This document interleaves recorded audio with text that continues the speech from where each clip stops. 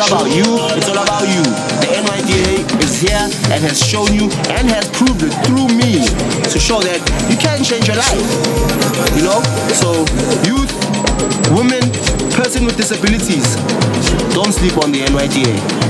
Thank you.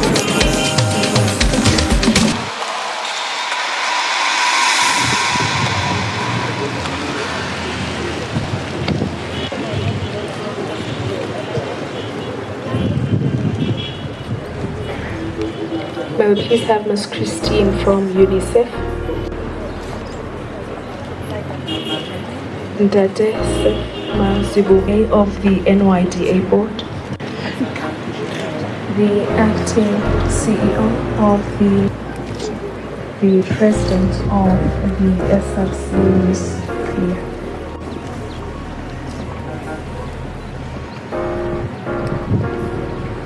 Amen.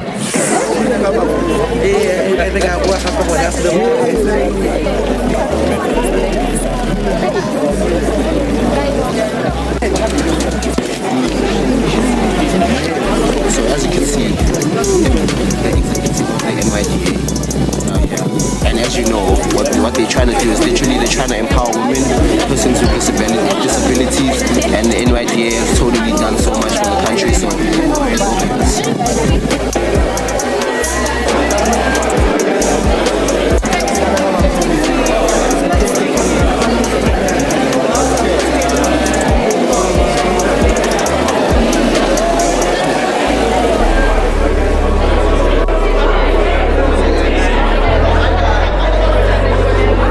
So my name is Mongezi Mahlangu, known as Tall as Mo, and we're here with Lima and Tam Gaming. We're basically going to be doing a masterclass on the world of esports, sport industrial revolutionism, and of course television and production. The important thing is that we're really grateful to the Department of Telecommunications, because in 2019 we stood together with them and the Department of Sports, Arts and Culture, and we got esports approved as a national sport in South Africa. So just like Bafana Bafana, just like the rugby team, we have now an esport team which is representing us internationally. As you can see, we're out here inside Tunes RSA, Mr. International in the building. I got council students behind the camera, and I got Asanda Luwaca operating the whole thing. So yeah, we're already inside, and NYDA is hosting us. They've invited us to just come. So we're gonna show you what's actually happening. We're about to show you the whole scene. As you can see, I have Passet behind me. I have a cat seater. So I'm about to be knocking on doors. It's a youth movies here, so you know, you should be here. So if you're youth and you're not here, you got a problem.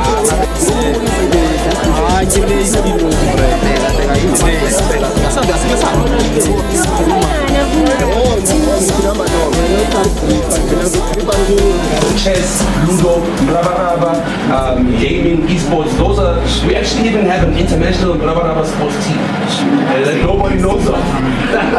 And they're actually the best in the world right now. They dominate in Africa. So anything that involves the mind can be a sport as well.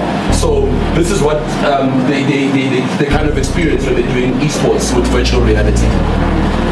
But why am I not wearing my spectacles? Probably like I am. Can she still wear glasses then? Yeah, she can still wear glasses. Alright, so you can put your glasses and have the other ones. Okay then. That's much better. Should I make it a bit tight? It's okay. Yeah. Okay.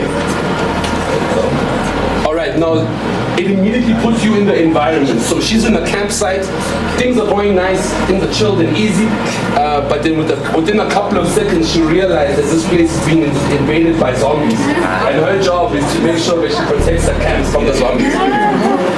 So, as you can see, those are her hands.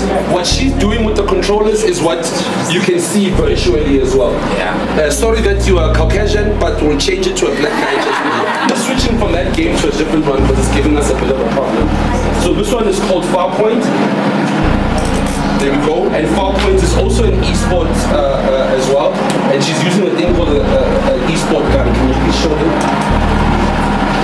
Yo, that's too good. It's not loaded. So this gun works with motion and with censorship as well.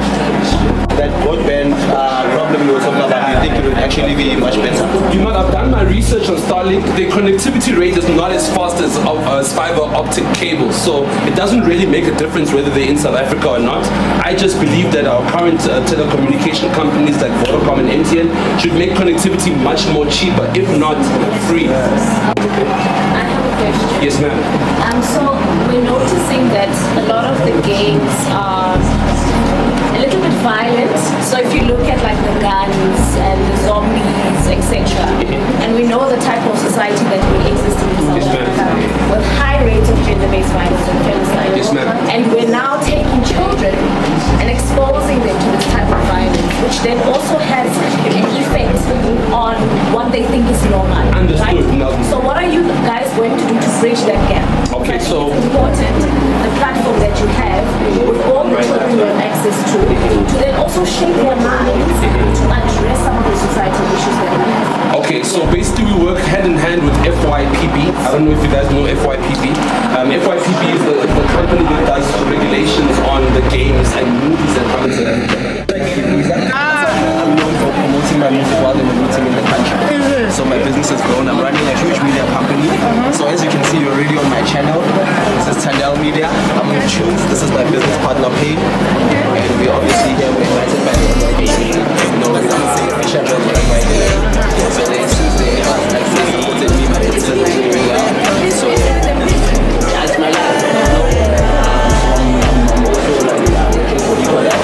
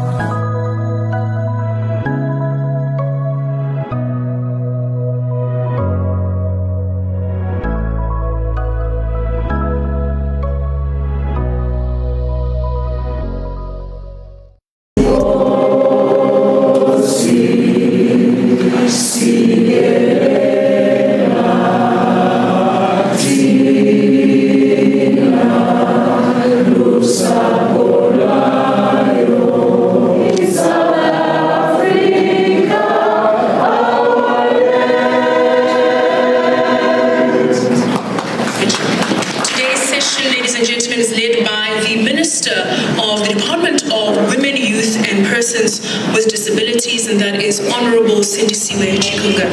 A dynamic young woman who has just been announced and is leading as the chairperson of the National Skills Authority. So when we're saying you don't know who's in the room, nah, I'm your plug today. Make sure that you go to the relevant people so that they can be able to sign the relevant checklist.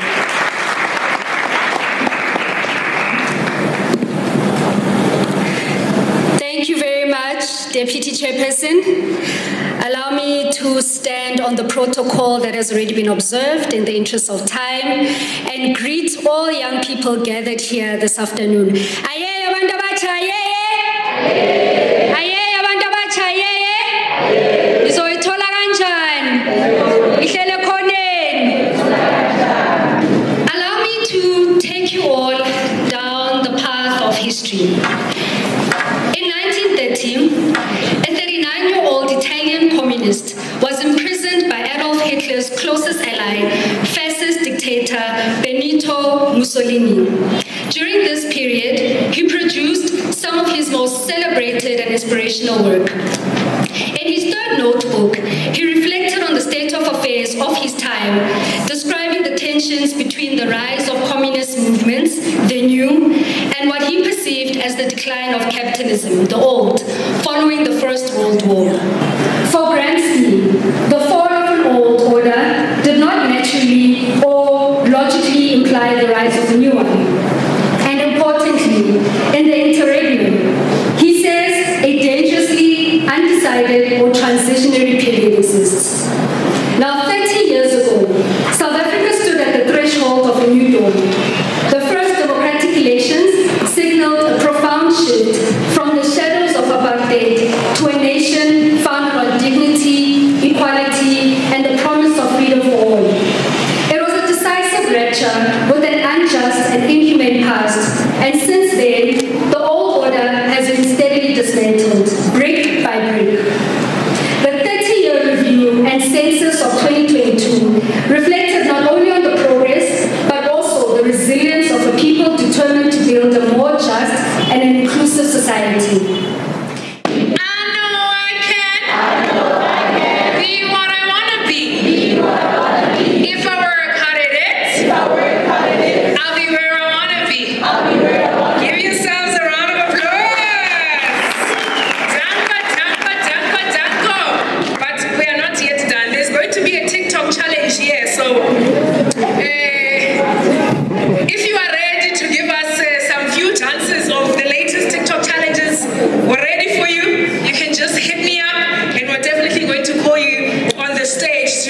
Do a young TikTok challenge for all of us. But ladies and gentlemen, let's welcome the Honorable Minister in the Presidency responsible for women, youth, persons with disabilities. Let's please rise on our feet as Ms. Sindisiwe Chikunga comes to the stage to speak to young people, motivate them. Let's give her a round of applause.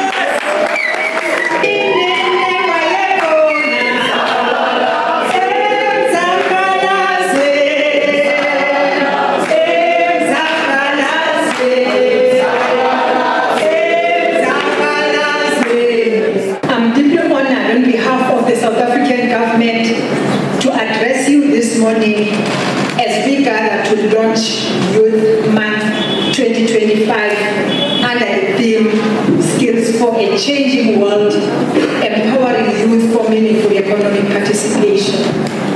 Our theme illuminates the urgent need to arm and future-proof our young people with adaptable skills and capabilities necessary to navigate evolving labor markets and contribute meaningfully to industrial growth in an era of rapid technological and social transformation.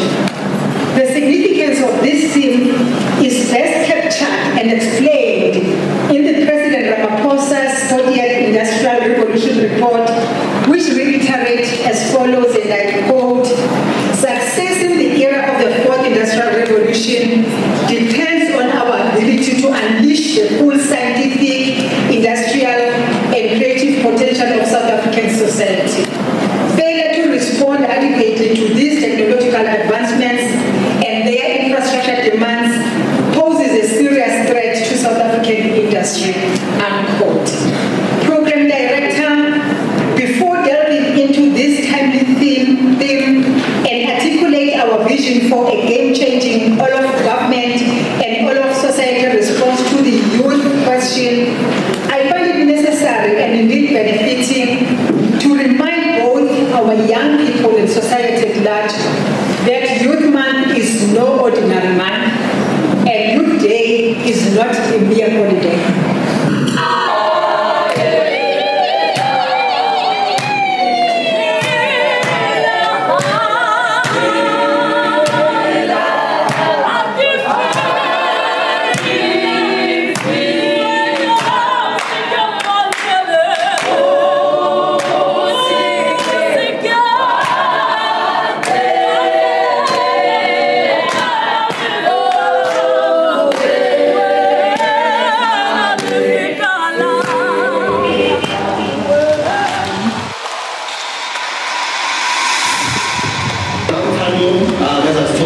So my job is very simple. How it started was, I have a brother, his name is Dada Morero. So he owns a company called Ecolabs Africa that has like installed about like 70 computer labs across the country. That's literally me putting him on.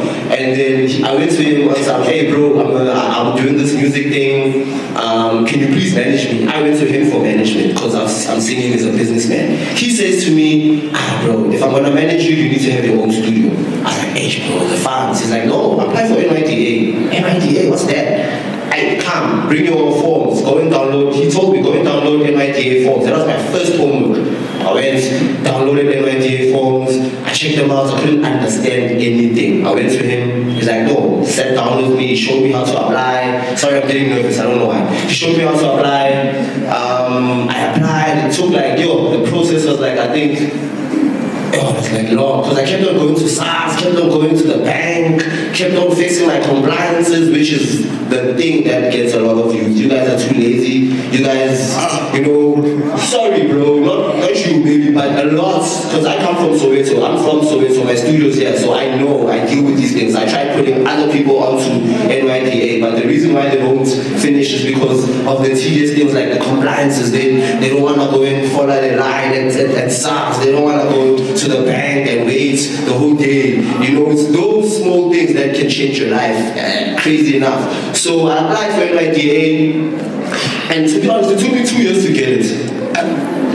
It took me 2 years to get it, but that 2 years was worth it because I waited. I kept on, learning. I was still in school. I was doing sound engineering, so I was learning, and also building I was still building my company. And then after 2 years, I got the funding. I started making music, but then I expanded it from just recording myself and my guys and everyone, and I made it a community studio. So you charge yourself, because I saw that not a lot of people can afford recording, but a lot of people are talented. So I said, dude, charge yourself. Here's an engineer that I've hired. Here's a marketing team. I've just got it. I had a distribution with the Orchard. So like, here's the distribution. So I have a whole chain. You come, you record, you've got somebody to kind of assist you in how you push the song, and you actually have a distribution company that's actually going to put your song on iTunes, Spotify, and everything, so you can actually sell your product. Sure. So basically, that's how it started for me, and then I started managing artists, and one of the artists that I'm managing is Mr. NT, who's going to be a world sensation on TikTok. He dances and all of that. So the studio kind of benefited him because he used to dance for so many people's music. Now he's starting to dance for his own songs, and he's starting to literally make money from across the world with his own music. So for me, this NYDA started small. I just thought it was going to be a studio for me to record in, and it ended up, selling a lot of songs, changing a lot of artists' lives. I mean, T-Man Express used to record at my studio. When I say that, I used to record there. So if you're not listening all the time, I'm sure that I say with the international visa, you can follow me on TikTok, IG, you can follow me on I want to appreciate NYDA board led by Asanda, the chairperson, and your entire team, the board and the executive management, because without the work of this agency, which by the way takes 70% of our budget as a department, and we are unapologetic about this investment. It's necessary for the young people. And I always like to remind South Africans about this. 70% of the department's budget goes to the National Youth Development Agency. So it's important that we realize the importance